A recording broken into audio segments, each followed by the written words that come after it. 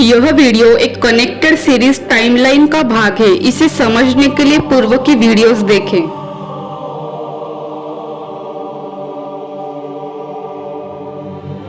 हम प्राचीन सभ्यता के चिन्हों से उस सभ्यता की न्याय प्रणाली का अंदाज बनाने की कोशिश कर रहे हैं। इसकी पहले के वीडियोस में हमने अलग अलग स्पीसीज के टाइप्स देखे। इसमें अलग अलग सब स्पीसीज भी होती है, जैसे कि उदाहरण के तौर पर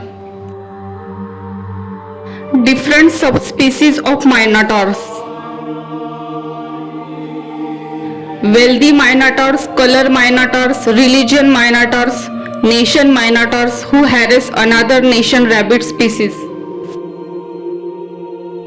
माइनाटार प्रजाति के जीवों को अपनी एनाकोंडा जैसी जीभ बाहर निकालकर बेवजह बकवास करने के लिए किसी कारण की जरूरत नहीं होती। मान लो अगर खरगोश प्रजाति से कोई मामूली गलती हो जाती है, फिर तो माइनाटार ऐसा मौका कभी नहीं छोड़ते। फिर तो वे अपनी एनाकोंडा जैसी जीभ से ऐसा हमला कर देते हैं जब तक कि खरगोश का दिल आंसुओं की नदी में नहीं बदल जाता।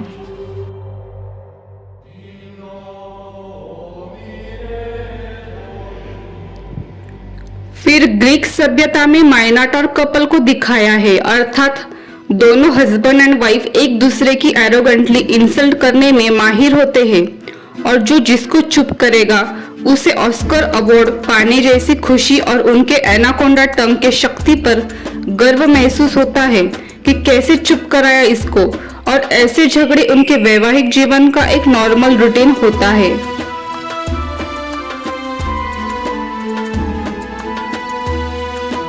फिर यह माया सभ्यता का स्टैचू है, जिसमें पत्नी को रैबिट स्पीसीज की दिखाई है और पति शायद दूसरी प्रजाति का दूसरी स्पीसीज का होगा, ऐसा हमें लगता है।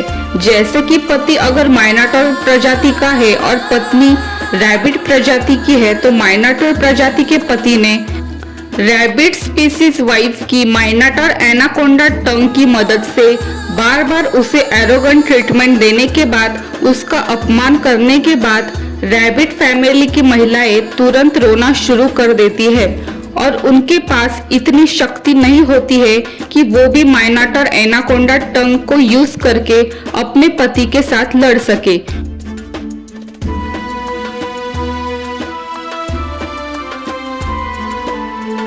जिस कारण फिर रैबिट स्पीसीज की वाइफ की कोई गलती ना भी हो तो भी उस पर माइनाटार एनाकोंडा टंग की मदद से माइनाटार हस्बैंड ने जबरदस्ती थोपे गए दोष को भी वो एक्सेप्ट करके उसे सहन करते रहती है।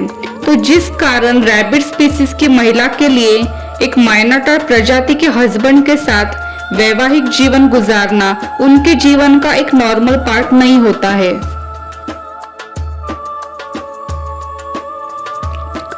तो वही एक माइनाटार स्पीसीज की महिला के लिए एक माइनाटार प्रजाति के व्यक्ति के साथ वैवाहिक जीवन काटना, झगड़े करना, यह एक नॉर्मल लाइफ की तरह ही होता है, क्योंकि उसके पास भी उतनी ही शक्तिशाली एनाकोंडा टंग होती है जो रैबिट फैमिली की सभी महिलाओं के पास नहीं होती है।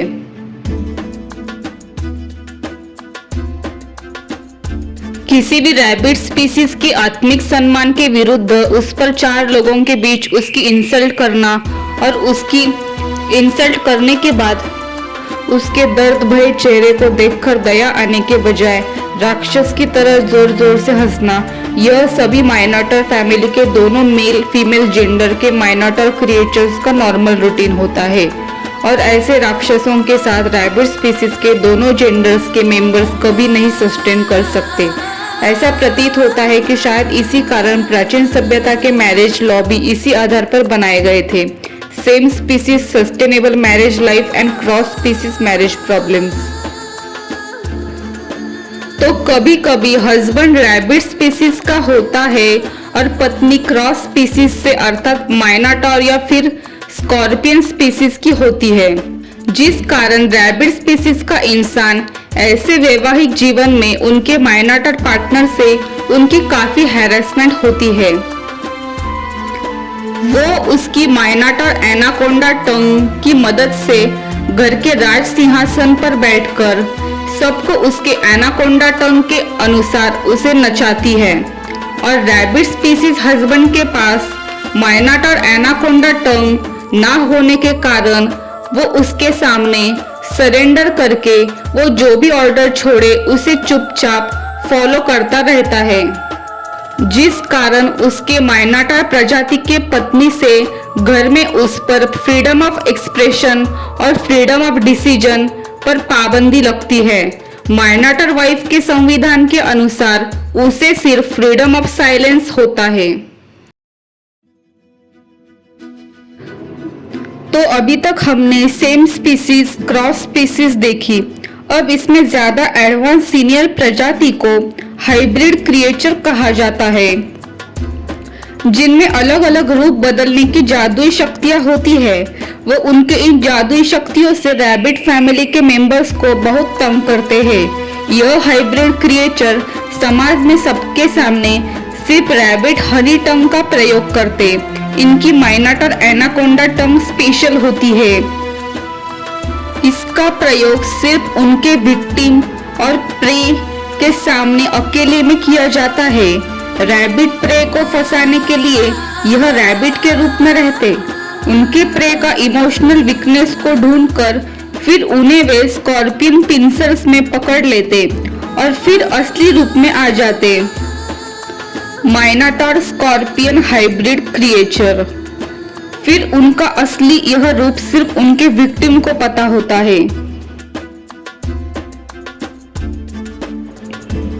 कोई रैबिट स्पीसीज मेंबर कुछ रैबिट कार्य करना शुरू भी करे और वो इनके स्कॉर्पियन कार्यों में अगर बाधा पैदा करता हो तो उसे उनके प्रजाति के अलग अलग पदों पर बैठे सरकारी स्कॉर्पियन अधिकारियों से कोलैबोरेशन से उसका काम तमाम किया जाता है।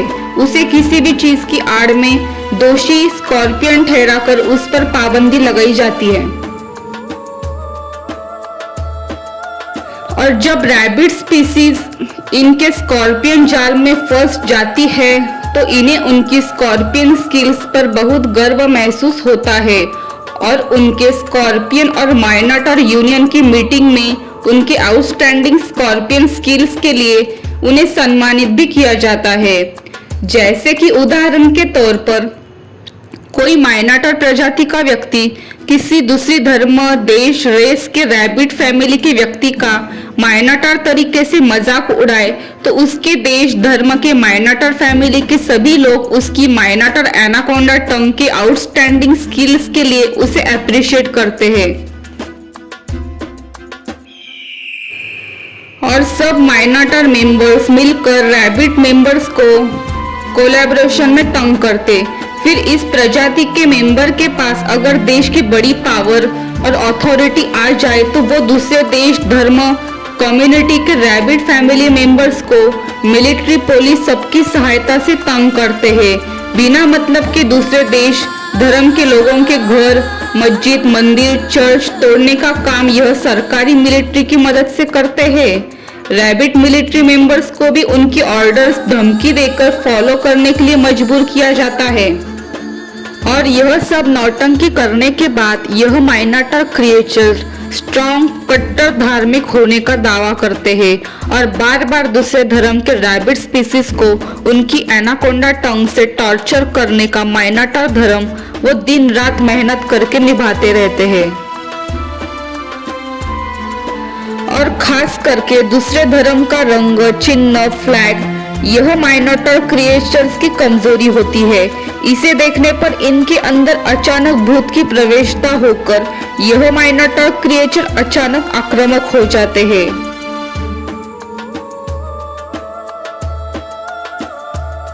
पंद्रहवीं 16वीं शताब्दी से एस्टेक सभ्यता में अहुजोटल नामक एक हाइब्रिड क्रिएचर का जिक्र है जो यही असमान मनसावाचा कर्मणा के द्वारा किए गए छल को चिन्हांकित करता है, ऐसा मुझे लगता है।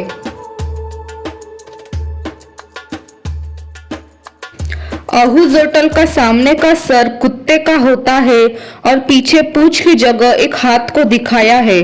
जिसकी मदद से वो शिकार करता है। अर्थात सामने से ईमानदार इंसान होने का दिखावा करके रैबिट स्पीसीज को अपनी ओर आकर्षित करता है और फिर पीछे से उसे अकेले में ब्लैकमेल करके उसकी शिकार करता है। ऐसे ट्रैप्स का प्रयोग गवर्नमेंट ऑफिशियल पर और वैवाहिक जीवन में स्कॉर्पियन प्रजाति की तरफ से रैबिट स्पीसीज को फंसाने के लिए किया जाता है। एज़टेक सभ्यता के मिथकों के अनुसार अहुज़ोटल क्रिएचर शिकार को आकर्षित करने के लिए एबंडंट बच्चे या शिशु की तरह रोता है।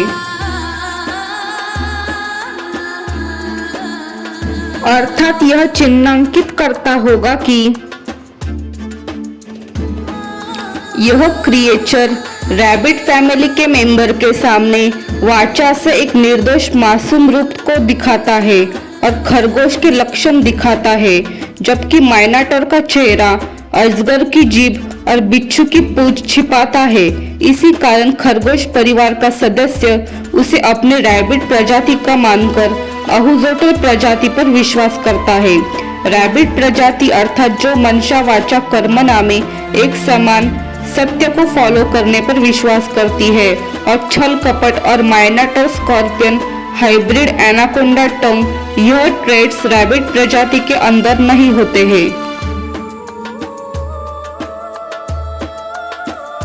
पूंछ की जगह पर हेरफेर करने वाला हाथ यह चिन्हांकित करता है कि अहुज़ोटल शिकार की भावनात्मक कमजोरी का पता लगाता है।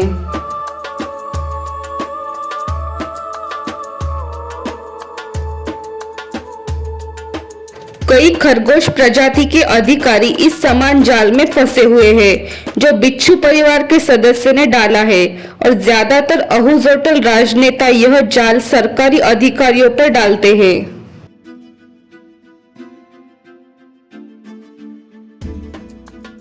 फिर यह अहुज़ोटल क्रिएचर अपनी बिच्छू जैसी चिमटियों में लोगों की भावनात्मक कमजोरियों को पकड़ लेता है और अधिकारियों के निर्णयों को अपनी इच्छानुसार नियंत्रित करने लगता है।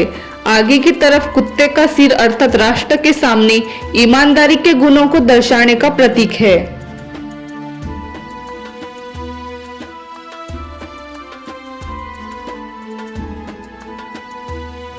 अपनी पूंछ पर हाथ की मदद से अहुज़ोटल अपनी शिकार यानी खरगोश प्रजाति के सदस्यों को गहराई में अपनी गुफाओं या खतरनाक पानी में खींच लेता है।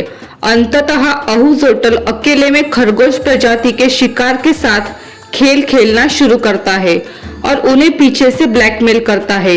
वही दूसरी ओर समाज के सामने एक ईमानदार सच्चा इंसान के रूप धारण कर लेता है।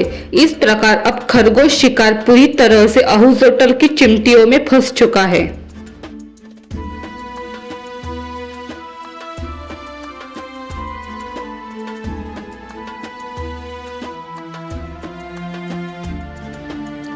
अहुज़ोटल के शिकार का बचा हुआ शरीर अक्सर बिना किसी चोट के मिलता है, लेकिन दांत विहीन होता है, जो इस बात को चिन्हांकित करता है कि वह व्यक्ति पीड़ित के साथ सभी समाज के सामने बहुत ईमानदार मित्र के समान प्यार और देखभाल करने वाला व्यवहार दिखाता है, लेकिन पीछे से अकेले में ब्लैकमेल करके उसका मुंह बंद रखने पर मजबूर करता है। इस रूप बदलने की क्षमता के कारण अहुज़ोटल के शिकार किसी से मदद नहीं मांग पाते, नहीं वे किसी के सामने उसकी शिकायत कर सकते हैं, क्योंकि उसकी रूप बदलने की कला और समाज में मजबूत छवि के कारण कोई भी पीड़ित की बात पर विश्वास नहीं करता।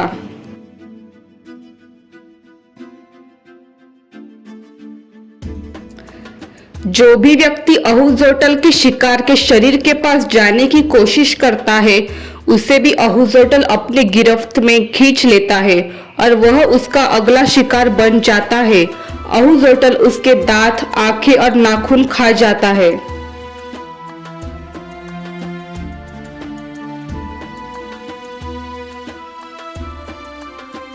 यह चिन्हांकित करता है कि यदि कोई व्यक्ति अहुज़ोटल के शिकार की मदद करने की कोशिश करता है तो वह खुद भी अहुज़ोटल का शिकार बन जाता है। इसका अर्थ है कि सबूत मिटाने के लिए अहुजोटल उस व्यक्ति को भी अपनी बिच्छू जैसी चिमटियों में जकड़ लेता है और उसके दांत खाता है, मतलब उसे किसी के सामने कुछ भी ना बोलने की धमकी दी जाती है। आँख खाता है, मतलब अब उसने कुछ देखा ही नहीं कि वह असल में अहुजोटल है, ना ही कि रैबिट स्पीसीज का। नाखून खाता है, मतलब सेल्फ डिफेंस के सारे रास्ते बंद कर देता है। अब वह व्यक्ति भी न तो कुछ बोल सकता है और न ही शिकायत कर सकता है।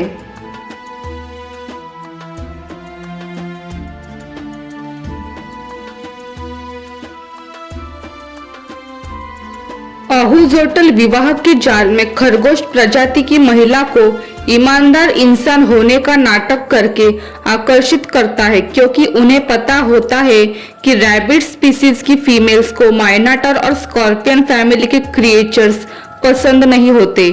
फिर माइनाटर स्कॉर्पियन हाइब्रिड क्रिएचर अहुजोटल पति बाहर की महिलाओं के साथ भी एक्स्ट्रा अफेयर रखता है और शादी के बाद माइनाटर सर और शादी के पहले की छुपी हुई माइनाटर एनाकोंडा टंग भी बाहर निकल आती है। खरगोश प्रजाति की पत्नी को अकेले में एडवांस स्कॉर्पियन माइनाटर हाइब्रिड एनाकोंडा टंग से अपमान करता रहता है और फिर सभी समाज के सामने वह एक ईमानदार पति होने का व्यवहार करता है, जिस कारण वह उसके दोस्त रिलेटिव्स को अगर कभी उसके बारे में कंप्लेंट कर भी ले तो भी कोई भी उस पर भरोसा नहीं करेगा। तो इस प्रकार अहुजोटल क्रिएचर सामने ईमानदार कुत्ते के भेष में पीछे से अपनी मैनिपुलेटिंग हाथ से रैबिट स्पीसीज की महिला को अपने ट्रैप में फंसाता है। खासकर वेल्दी स्कॉर्पियन माइनाटर फैमिली के द्वारा इस ट्रैप का प्रयोग रैबिट स्पीसीज की महिला को आकर्षित करने के लिए प्रयोग में लाया जाता है।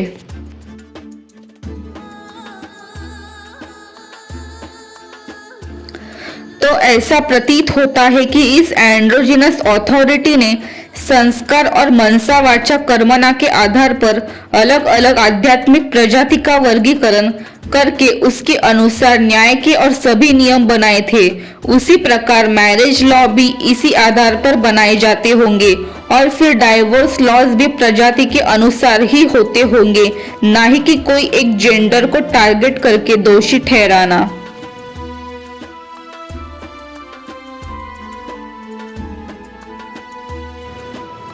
यह एस्टेक सभ्यता की 16वीं शताब्दी के फ्लोरेंटाइन कोडेक्स में किसी सेंट जॉन टोटोचिटिन की चित्र है, जो एक रैबिट ग्रुप है।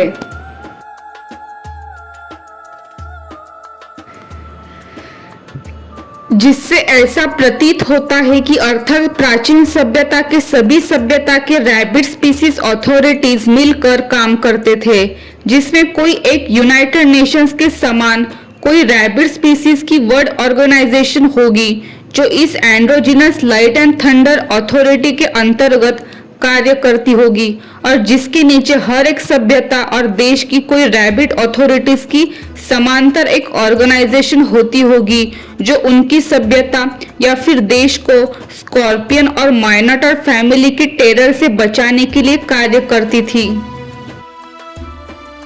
ऐसा प्रतीत होता है कि यह माइनाटर एंड स्कॉर्पियन फैमिली की अथॉरिटीज इस एंड्रोजिनस अथॉरिटी के कानूनों को करप्ट कर देती है।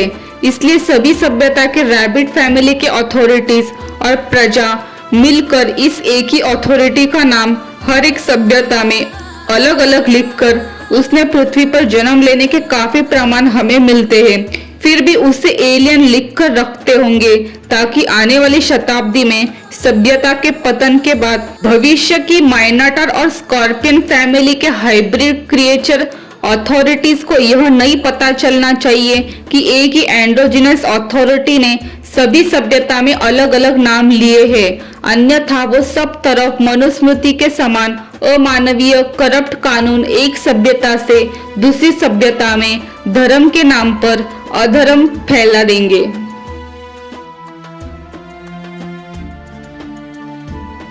और फिर सभी सभ्यता के रैबिट फैमिली मेंबर्स माइनाटर और स्कॉर्पियन फैमिली के छल कपट को निश्छल करके उनके अगेंस्ट विक्ट्री को सेलिब्रेट करते होंगे, यही इन चित्रों को देखकर लगता है। प्राचीन मिस्र की सभ्यता का यह भित्ति चित्र है जिसमें अनुबिस के द्वारा दिल को सत्य के पंख के साथ तोलना, अर्थात मोर पंख शुद्धता का प्रतीक है, जिसका अर्थ है सत्य, और दिल किसी भी कर्म के पीछे की मंशा को चिन्हांकित करता है और इसे सत्य के पंख के साथ तोला गया है, अर्थात न्याय करते वक्त अनुबिस उसकी मंशा को महत्व दे रहा है। भारतीय सभ्यता में भी हमें यही हाइब्रिड एनिमल्स के चिन्ह मिलते हैं, जिसे याली चिन्ह संबोधित किया गया है, अर्थात इससे ऐसा प्रतीत होता है कि इस एंड्रोजिनस लाइट एंड थंडर सभ्यता के निर्माता अथॉरिटी ने सभी सभ्यता में जेंडर न्यूट्रल मंशावाचा कर्मणा और आत्मिक सम्मान के आधार पर कानून व्यवस्था सोलर थियोक्रेसी गवर्नमेंट की स्थापना की थी।